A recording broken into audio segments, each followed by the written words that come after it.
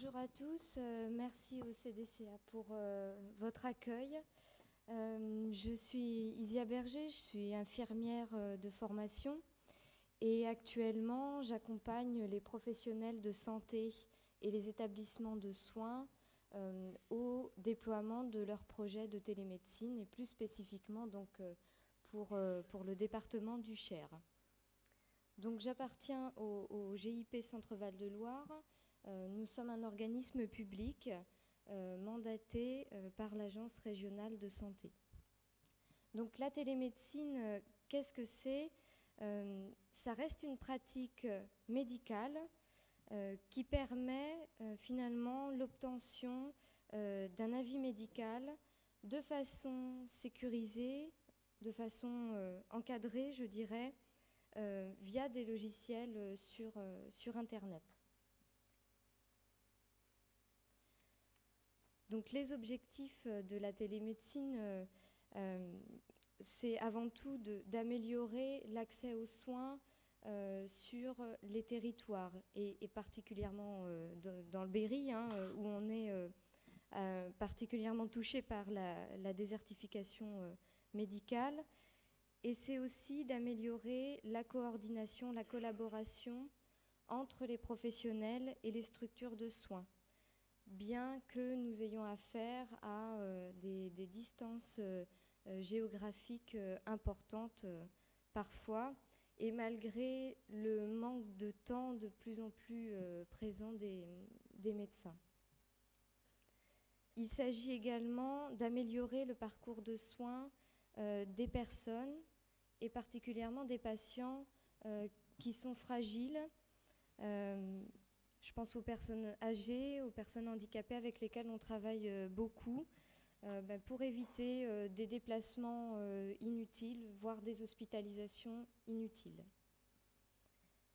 Donc, Monsieur Guiez l'a dit très bien, on est assez vigilant sur le fait que la télémédecine, elle ne va pas du tout se substituer aux pratiques médicales. Elle ne va pas résoudre le problème de désertification médicale qu'on a en région et en France, mais elle peut constituer un levier pour rétablir une relation, décloisonner la ville, l'hôpital, le département, la région. Donc il existe plusieurs formes de télémédecine. Donc, on a bien sûr la téléconsultation, donc c'est comme une consultation classique, si on peut dire, à la différence qu'elle se déroule en visioconférence. Donc le patient est d'un côté et le médecin est de l'autre. On a également la téléexpertise, donc là on est sur un mode d'échange entre professionnels de soins qui existe depuis longtemps, alors plutôt de façon sauvage et non sécurisée, qui consiste à demander un avis à un spécialiste, mais de façon asynchrone. Je prends l'exemple de la dermatologie qui s'y prête plutôt bien. Finalement, le professionnel de santé, l'infirmière ou le médecin va prendre des photos d'un problème dermatologique qu'on a sur le corps et va les envoyer pour avoir un avis de première intention auprès d'un dermatologue qui, lui, n'aurait pas pu vous recevoir avant plusieurs mois. On a également 3 autres formes de télémédecine qui existent, juridiquement en tout cas. Donc la télésurveillance qui consiste à surveiller à distance les paramètres vitaux d'une personne. C'est le cas du diabète notamment, où le patient va pouvoir réaliser ses glycémies capillaires qui vont être transmises via un logiciel à un diabétologue qui va pouvoir suivre en direct l'évolution du diabète et éventuellement apporter des réajustements de façon plus rapide dans le suivi global de la personne. On a également la téléassistance médicale qui se pratique en région centre via ce qu'on appelle le télé-AVC. La téléassistance, elle consiste en l'assistance d'un geste médical à distance. Je prends l'exemple de la problématique de l'AVC. Donc on a 3 heures pour le prendre en charge quand il survient chez une personne. Lorsque l'on vit dans un endroit qui est un peu éloigné géographiquement du centre où on va pouvoir vous prendre en charge, on a la possibilité d'installer une ligne de télémédecine quelque part. Alors c'est un peu virtuel, mais je vais vous donner un exemple. Si vous faites un AVC sur le secteur de Montargis et que vous vous rendez dans un établissement de soins, ce dernier va pouvoir transmettre votre scanner et des informations cliniques concernant votre état qui auront été recueillies par l'urgentiste de Montargis et seront transférées à l'hôpital d'Orléans pour qu'on décide d'une prise en charge de façon plus rapide et qu'en ce sens, on diminue le risque de séquelles. Et puis la dernière forme de télémédecine, donc c'est la régulation médicale. En fait, ça c'est les appels au centre 15 qui existent déjà depuis longtemps.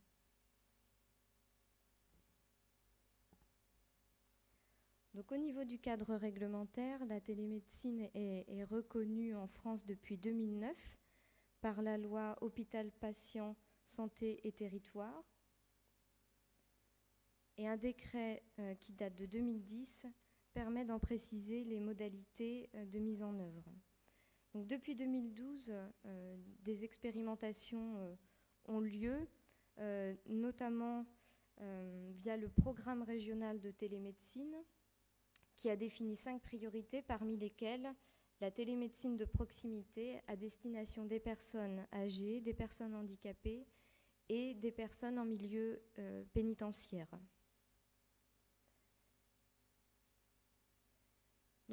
La nouveauté cette année, c'est que les actes de télémédecine, qui étaient auparavant plutôt expérimentaux, sont passés dans le droit commun de l'assurance maladie, en tout cas pour la téléconsultation le 15 septembre 2018 dernier, mais je laisserai Madame Senson en parler bien mieux que moi.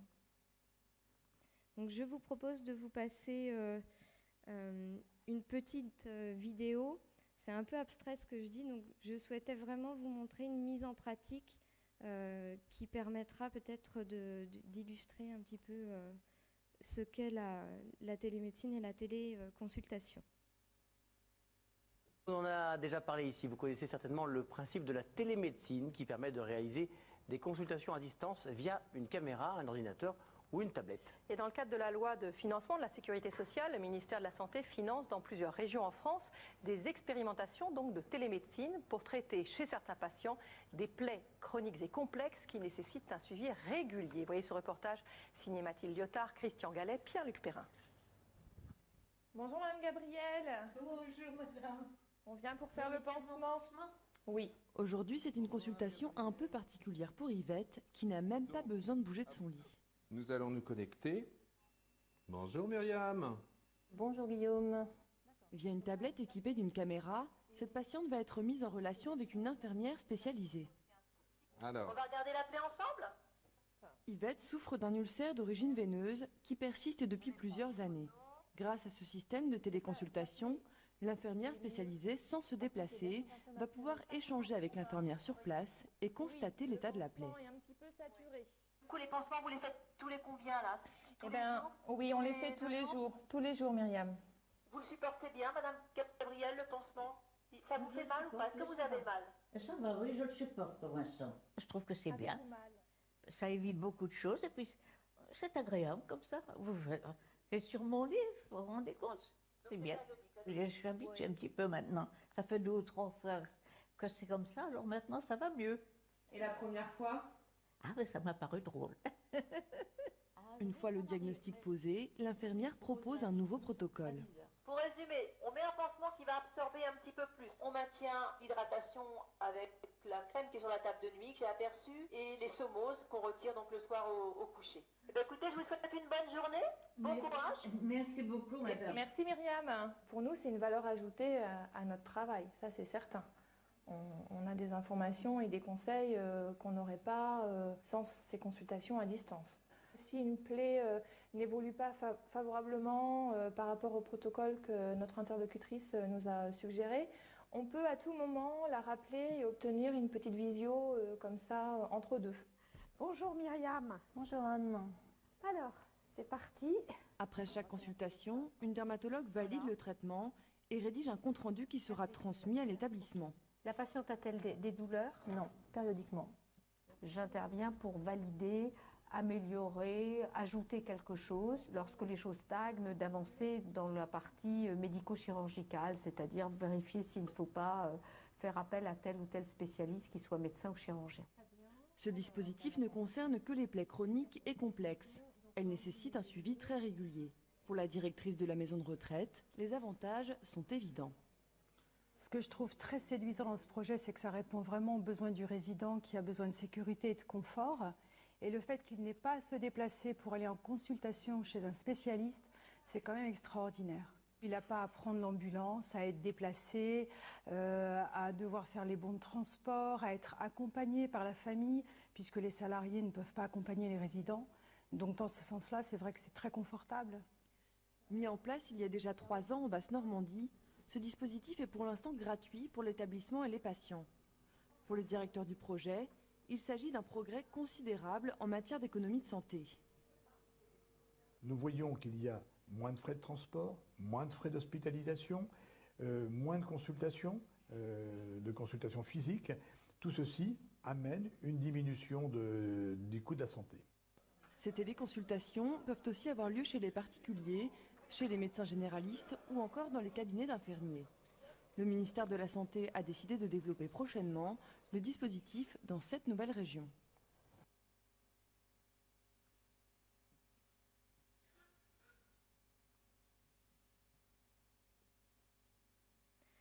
Donc voilà, pour terminer, peut-être juste vous présenter ce qui se fait dans la région et sur le département.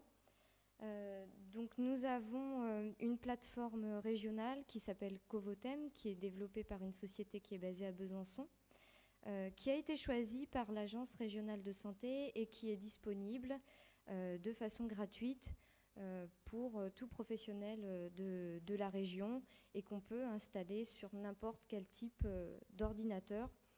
Ce choix de plateforme unique, il a été fait pour éviter qu'il y ait des barrières ou des cloisonnements entre 2 logiciels qui seraient incapables de se parler.